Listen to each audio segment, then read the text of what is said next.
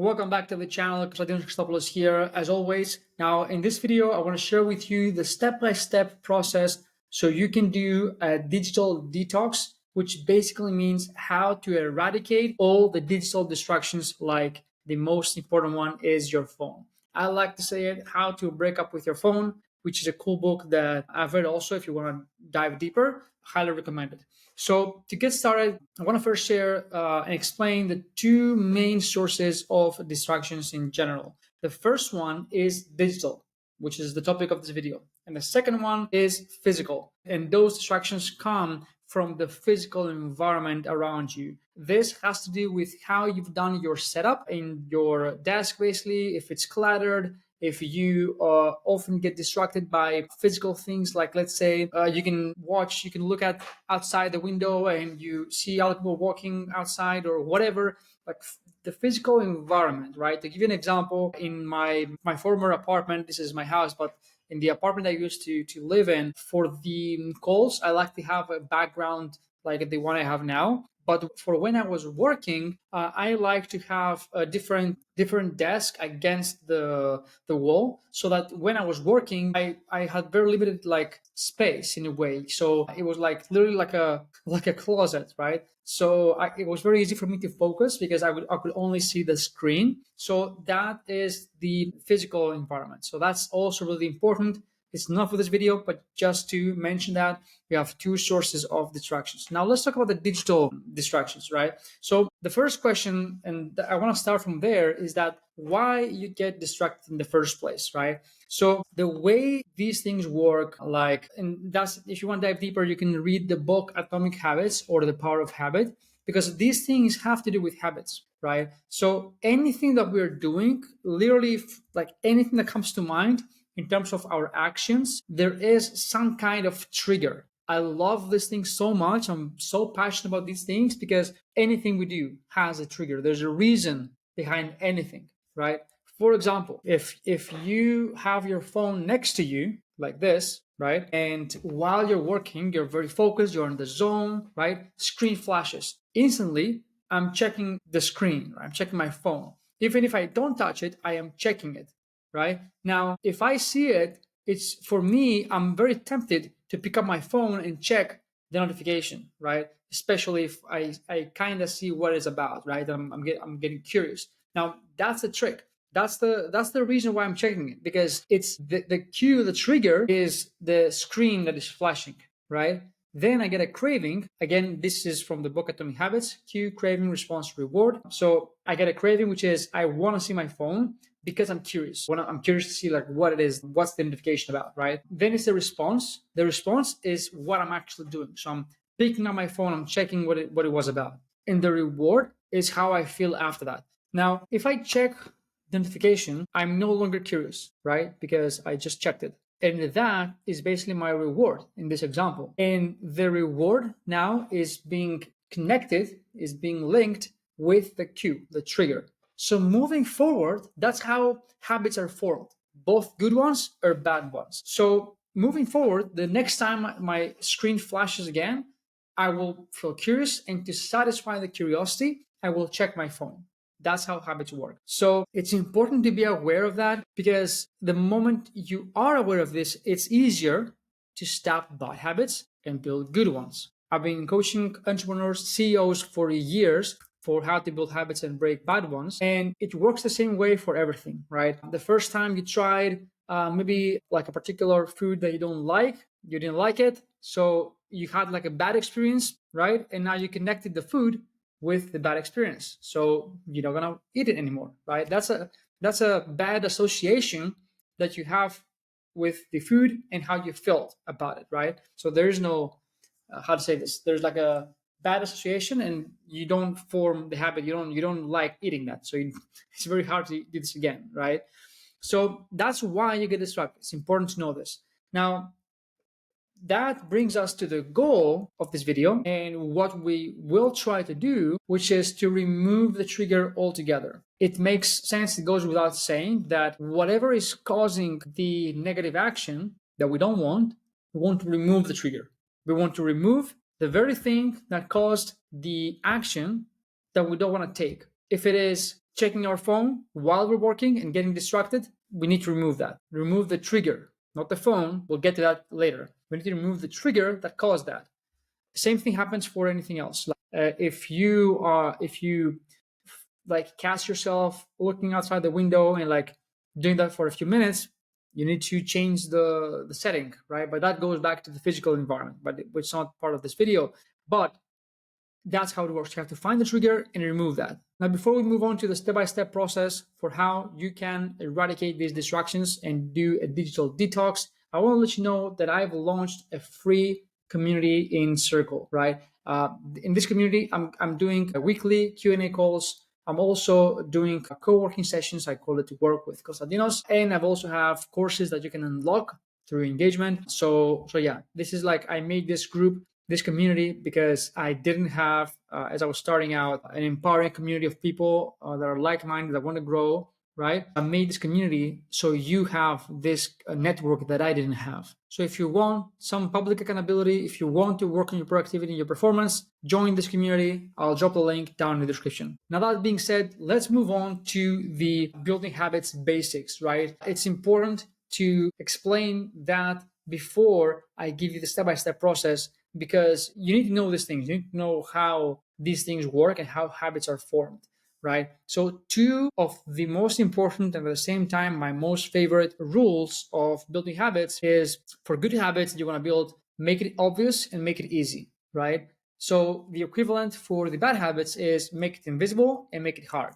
And we're going to use these two principles of building and breaking habits to solve the problem, which is getting distracted by our phone, by the notifications and stuff like that, right? So the first step is to set up modes in your phone. So whether you're using an iPhone or Android, there are modes in your phone that you can set up completely customized for the schedule that this mode will automatically turn on and what will happen as a consequence of that.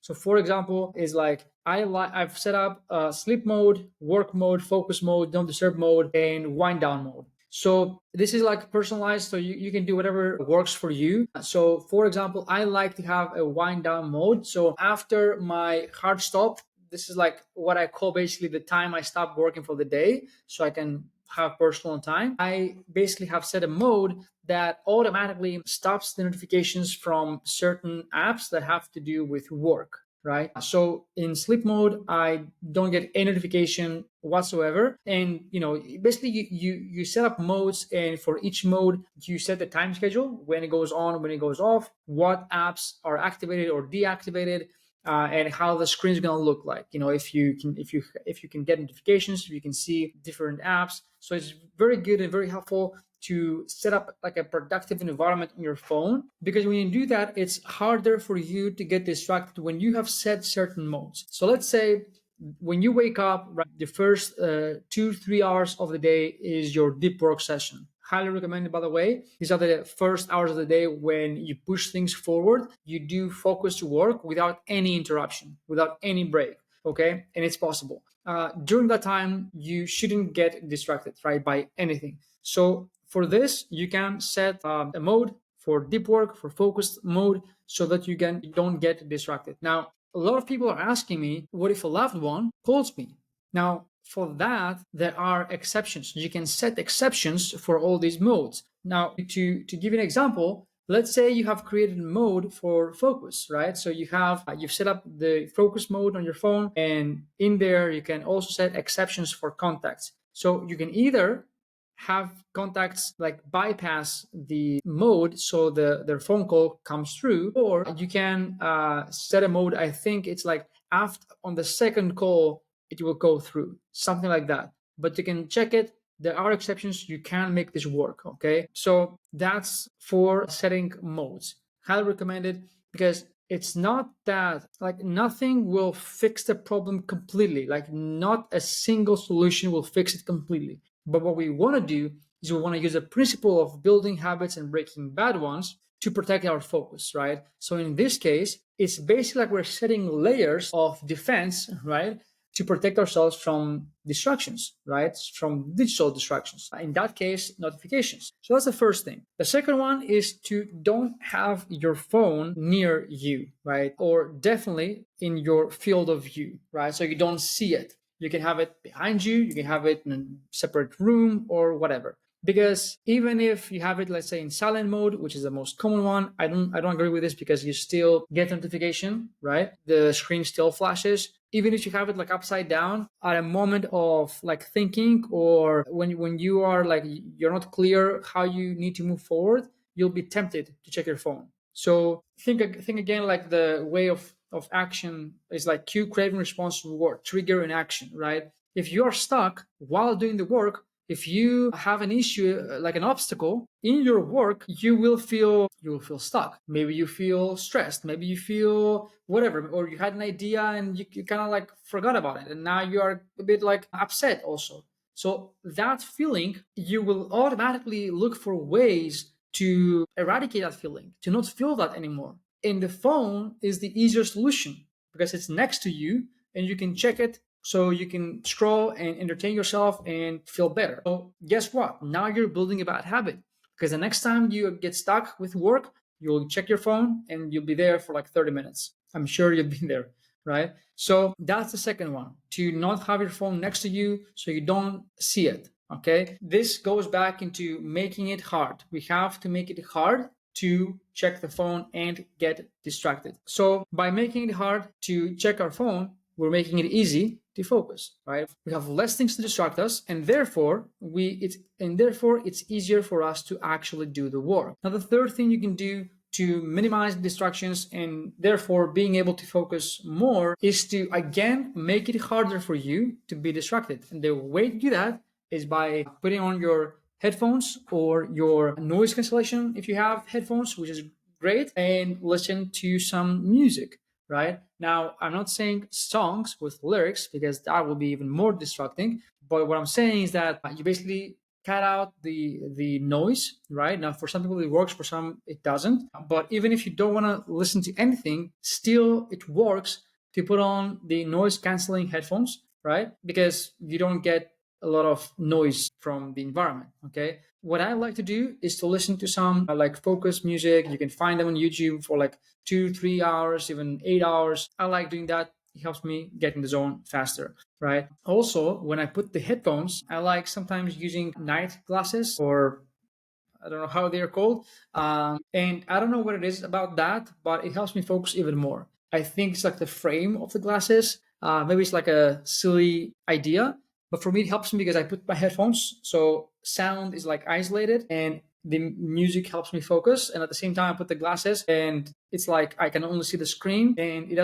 I don't get tired from the screen, right, when I'm working. So it helps me to use these two. Before we move on, if you want to join my new newsletter, I call it the Discipline Operator. I share weekly insights and practical step-by-step tips on how you can get more productive, how you can build discipline, how you can be more structured in the day-to-day, how to be more focused. So if you want to join, I'll put the link down in the description below so you can sign up, register, and you'll be getting emails from me every week, one email every week at this point in time, maybe more. But the point is that I will not send you anything that I don't think it worth your time. That being said, let's get back to the video. Number 4 is to not keep a bunch of tabs open. Only keep those that you're using. I know it's tough.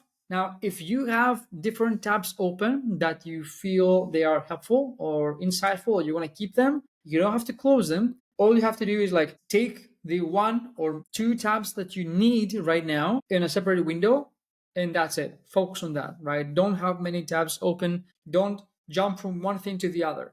Start a task, complete the task, okay? And the 5th and last thing you can do to complete the digital detox and protect yourself from distractions is to not have your phone on your nightstand when you go to bed.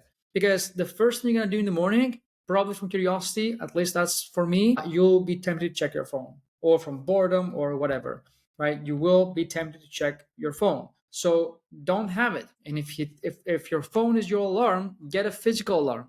Like, it doesn't make sense. Like you can buy one for like a few dollars, all right? So get a physical alarm, forget about your phone, don't have it next to you because you are ruining your sleep. You are tempted to check your phone and you might end up scrolling for like 40 minutes. So when you go to bed, put it in a different room, right? And I highly recommend, and this is what I would say to my clients as well, to check your phone after your deep work session. So basically, you wake up, you have your morning routine, you work for 2 or 3 hours, this is your deep work, and then you check your phone, right?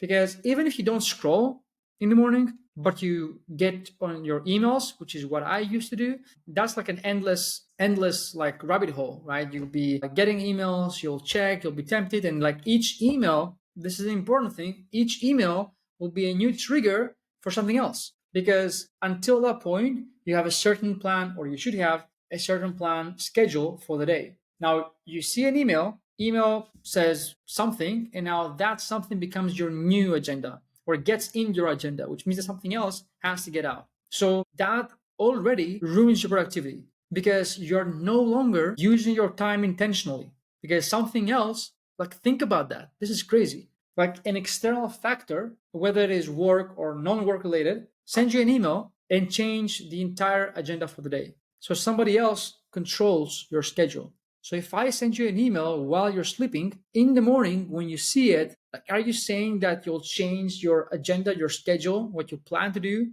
because I sent you an email? Regardless of how important that is, right? So obviously there are exceptions, obviously. But if you check it 2 hours later, no big deal. It's not the end of the world, right? These are the 5 things that I highly recommend you start doing today to be more productive, to be more focused, to avoid distractions from your phone, notifications, stuff like that. I hope it helps you. If you found it valuable, go ahead and hit like and subscribe, and I'll see you in the next video.